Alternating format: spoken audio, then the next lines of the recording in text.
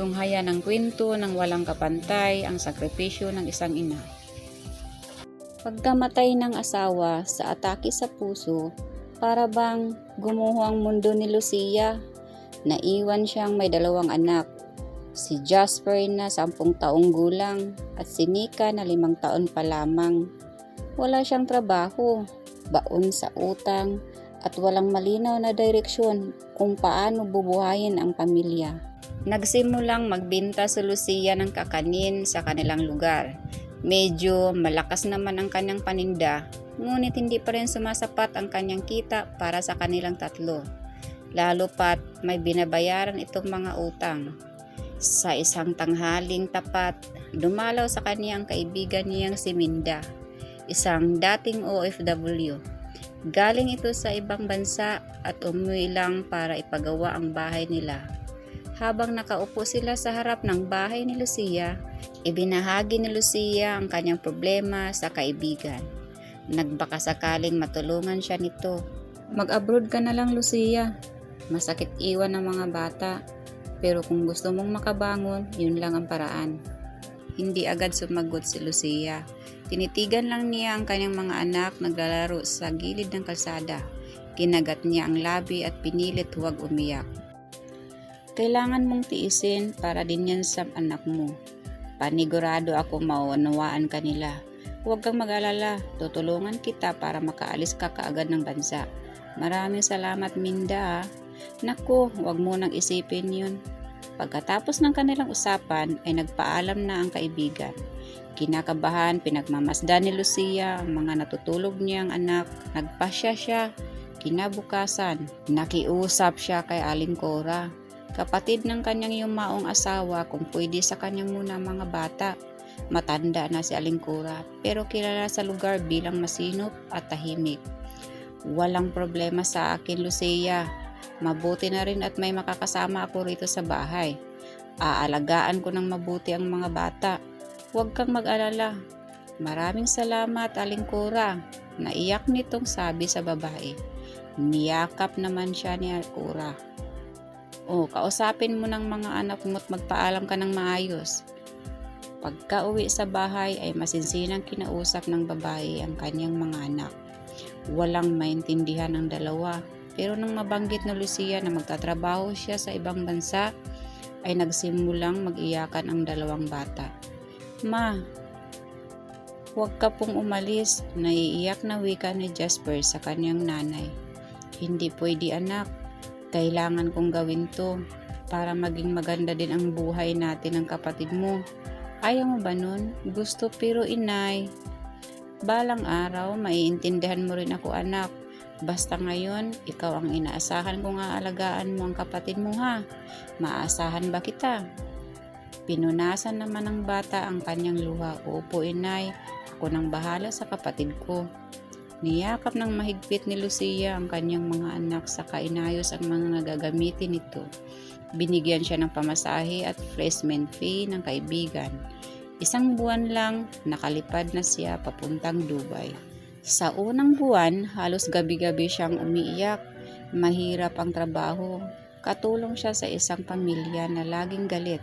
Madalas, siyang pinapagalitan kahit walang kasalanan, pero tiniis niya. Para sa mga anak, bawat sahod, ipinapadala. Bawat bag, laruan, damit, gamot, sinisigurong may party ang mga bata. Tuwing kausap niya si Aling Cora sa telepono, laging pareho ang sagot. Mabuti naman sila, huwag kang mag-alala. Napanatag naman ang babae sa tuwing marinig ang mga katagang iyon. Para bang nawawala ang pagod na kanyang nararamdaman. Pero makalipas ang halos 1 taon, nakatanggap si Lucia ng mensahe mula sa guro ni Jasper.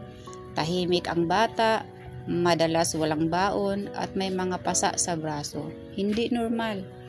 Nagpadala siya ng pamangkin upang alamin ang kalagayan ng mga bata. At sa pagbisitang iyon, unti-unting nabunyag ang masakit na katotohanan. Si Nika na 5 taong gulang pa lamang ay minumulistya ng pamangkin ni Aling Cura. Ang pirang ipinapadala ni Lucia nauubos sa sugal at alak. Hindi maayos na pinapakain ang mga bata. Wala ring maayos na gamit o damit na dapat sana'y galing sa pinaghihirapan niya. Gumuho ang mundo ni Lucia, napaluhod siya sa sahig ng banyo na pinaglilinisang bahay sa Dubai. Humahalgulhol sa tahimik, tinatakpan ang bibig para di marinig ng amo. Agad siyang umuwi sa Pilipinas, dala lamang ang natirang pera. Laking gulat ni Aling Cura nang makita si Lucia. "Oh Lucia, umuwi ka pala. Bakit hindi ka nagsabi sa akin?" Gulat na wika ni Aling Cura na noon ay nagwawali sa bakuran. "Asan na ang mga anak ko? Kukunin ko na sila," galit na wika ng babae. "Nasa eskwelahan, aba, swapang ka na ngayon Lucia. Nakapag-abroad ka lang, ganyan na ugali mo. Wala kang utang na loob." "Ako walang utang na loob. Hindi ba't bawat sentimo ng sahod ko pinapadala ko sa inyo lahat? Parang maging maayos ang kalagayan nyo ng anak ko. Pero ikaw, buwisit kang babae ka, minulistya mo pang anak ko, napakahayop mo." Mahabang tura ng babae. Hindi naman agad nakapagsalita si Aling Cura. Itinulak niya si Aling Cura na nooy hinaharangan siya makapasok sa pintuan. "Tabi! Kukuhanin na sana niya ang gamit ng mga anak pero iba pala talaga sa personal na makita mong hindi napunta sa anak mo ang perang pinaghirapan mo ng halos 1 taon. Walang maayos na kagamitan ang mga bata. Ang iba ay butas-butas. Hindi man lang ito nabilhan ng mga bagong damit." Nilapitan niya si Cura sabay sampal dito. Ilang minuto pa lumipas at umuwi na galing eskwela ang mga anak niya. Halos hindi niya na makilala ang mga ito. Payat na payat ito, halos butot balat na, halatang hindi nakakain ng maayos. Halos madurog ang puso ni Lucia at hindi na mapigilan ang umiyak. Niyakap niya ang mga ito at nangakong hindi na niya ito iiwan pa. Kinasuhan si Aling Cura, sigurado niyang mabubulok ito sa kulungan. Si Jasper ay tahimik pa rin. Si Nika ay halos hindi umiimik. Sa bagong umpisa, wala silang bahay. Nakituloy muna sa kaibigan. Si Lucia ay naglako ng kakanin, naglaban ng damit ng iba, at tumanggap ng kahit anong marangal na trabaho. Mabagal ang takbo ng buhay pero tuloy-tuloy. Taon ang lumipas, unti-unting bumalik ang sigla sa mga bata. Nakapagpatayo din siya ng isang maliit na negosyo dahil sa naipon niyang pera. Malaking tulong ito sa pagpapaaral sa kanyang anak.